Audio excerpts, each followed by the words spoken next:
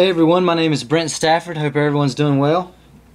So definitely an interesting website, and learned a great deal about the DSM and the different manuals that have come out. And the argument, pretty much the argument for the DSM-4 was the time frame, talking about the time frame and coming out with a manual every 6 to 7 years. It can be a little frustrating when you're talking about looking at research and the data, presenting when thinking about the validity and reliability of the data when you're coming out with a new manual, and that data kind of leapfrogging and jumping the other research that's been made when you come out with a new manual every 6 to 7 years. So that was, I'm sure, kind of frustrating for a lot. It's a big argument for that, the DSM-4. The concerns of the DSM-5, pretty much the lack, the lack of scientific evidence, pretty much for the new edition that's coming out in a year, I guess. And looking at the population, specifically the vulnerable population, the elderly, and the really young children population, and looking at the diagnosis when thinking about the side effects of medication and how this really affects behaviors and how people act, and really looking at the two ends of the spectrums, like I said, with the elderly and the really young, and that's definitely a big concern for the DSM-5. The changes from the DSM-4 to the DSM-4TR, pretty much this was for coding purposes, to reflect the updated codes, the diagnostic codes.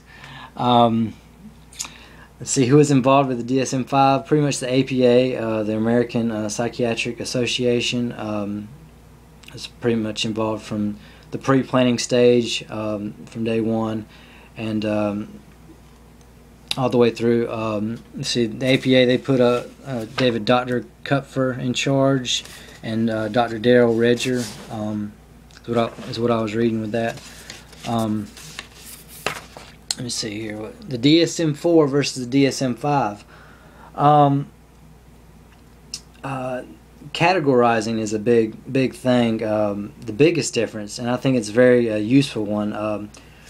Whereas in the new DSM-5 that's coming out, they're going to categorize by like a lifespan, go from child all the way up to elderly. And depending on the client you're working with, I guess you would turn to that section in the manual and find, and the diagnosis of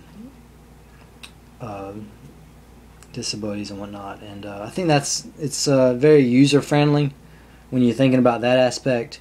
I know we watched the video earlier in the semester with Sherry, I think it was what her name was, and she actually, her video was talking about how to make it a little bit more user-friendly, the DSM-4, and she actually broke it down into 4 categories: developmental disorders, child and family, adult, and the last one was substance abuse.